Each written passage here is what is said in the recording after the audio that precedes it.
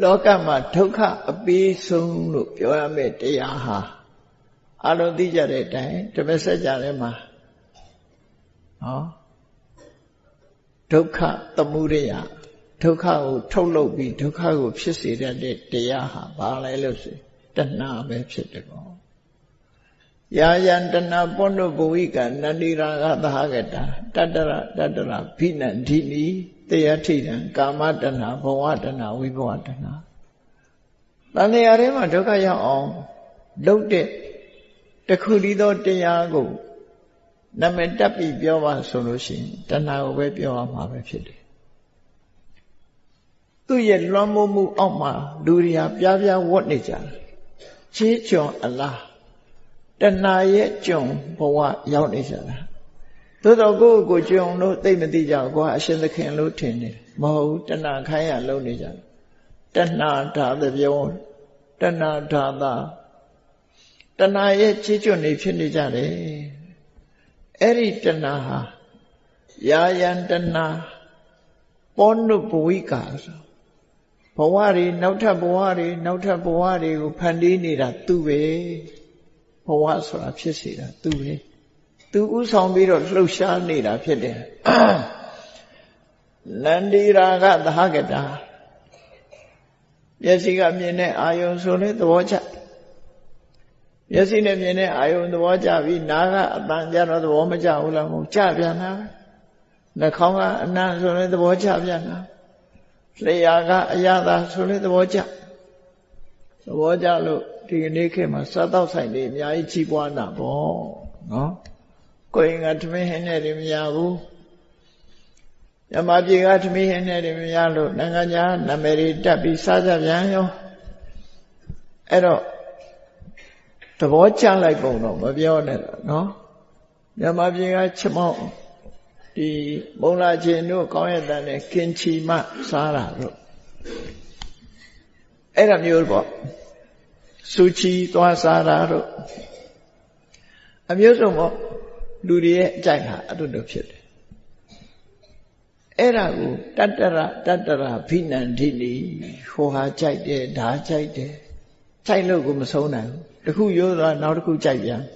နော်ကြိုက်ပြန်တတ္တရဘိနန္ဒီနီတေယထိတံကာမတဏှာ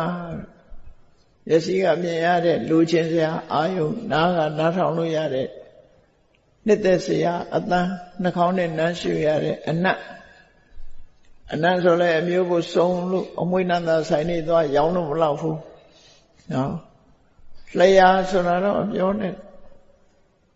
ရတ္တတဏှာအဆိုးဆုံးပဲအသေးတောင်ခံပြီးတော့စားတာရတ္တတဏှာအနတ်တော့အသေးခံပြီးရှူတယ်လို့မရှိဘူးအစားကတော့အသေးခံပြီးစားကြတယ်ဒါသိချာနေနော်ဝါဝါစားသိမဲစားသိချင်းသိပြီးဝါဝါတော့စားတွင်သည်မကြိုက်တွင်သည်နဲ့မတည့်ပါဘူးဆိုတလုံးလုံးကိုအောင်စားပြီးတော့သွေးတက်ပြီးသေသွားပျော်လေးသေသွားတဲ့သဘောပဲသူတယ်စီချိုမတည့်ပါဘူးဆိုအချိုစားမရှောင်နိုင်တာကိုပြောပြတာနော်အဲ့ဒါတွေကကာမတဏှာလို့ခေါ်တယ်အဗ္ဗဒမပြင်းထန်တယ်ဒုတိယထင်တာဒါတွေကအစွမ်းတတိမရှိဘူးလို့တဏှာလို့ပြောလိုက်ရင်ဒုတိယကိုမှမရှိတဲ့ရောင်ဖြစ်နေမျက်စိအမြင်နဲ့အာယုနှစ်သက်တယ်နားကကြားတဲ့အသံကိုနှစ်သက်တယ်နှာခေါင်းကနမ်းရှူလို့ရတဲ့အနတ်လျှာနဲ့လဲရတဲ့အရာသာခန္ဓာကိုယ်နဲ့ထိတွေ့ရတဲ့အထိတွေ့ဆိုတာတွေကိုခြေနဲ့အာရစိတ်ကူးချမ်းစီလို့အကောင်အထည်မရှိတာလဲခြေနဲ့အာရကြိုက်ကြတာ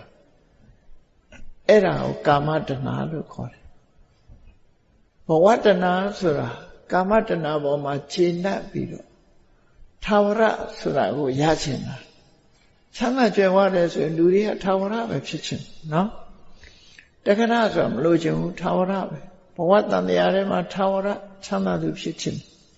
မြဲတာကိုသဘောကျလို့ဘဝတဏှာဆိုတာတတ္တဒိဋ္ဌိနဲ့ရှင်တွဲလာတဲ့တဏှာကြတော့ဘဝတဏှာဝိဘဝတဏှာဆိုတာကြတော့ဆန့်ကျင်ပဲသူထာဝရရှင်သန်ခြင်းတဲ့လူရှိတယ်လို့ပဲဘဝကြီးကိုစိတ်ပြည့်ပြီးတော့ထာဝရဘယ်တော့မှမဖြစ်တာကိုကြိုက်တယ်လို့လည်းရှိတယ်ဘ ဘဝပြတ်ဆဲသွားတာကိုကြိုက်တဲ့လူကြတော့ဝိဘဝတဏှာလို့ခေါ်တယ်ဒါနိဗ္ဗာန်ကိုသဘောကျတာမဟုတ်ဘူးသူကတဏှာအနေနဲ့သဘောကျတာကိုပြောတယ်နိဗ္ဗာန်ဆိုတာကအသိဉာဏ်နဲ့သဘောကျတယ်နော်နိဗ္ဗာန်ကိုရှားခြင်းနဲ့ဆိုတာအသိဉာဏ်နဲ့သွားတာဒီတိုင်းဆင်းရဲဒုက္ခတွေကြုံတွေ့ရလို့ဘဝမရှိတာကိုကြိုက်တာဝိဘဝတဏှာလို့ခေါ်တယ်အဲ့ဒါလို့အချင်းချုပ်အဖြစ်တဏှာ3မျိုးအာယု6ပါးနဲ့ပြောရင်တဏှာ6မျိုးအတိတ်ကပစ္စုပန်နဲ့ရောက်လိုက်မယ်ဆိုရင်တဏှာတွေဟာအလုံးသူတဏ္ဏကိုယ်တဏ္ဏတဏှာဟာ108မျိုးဆိုဖြစ်လာတယ်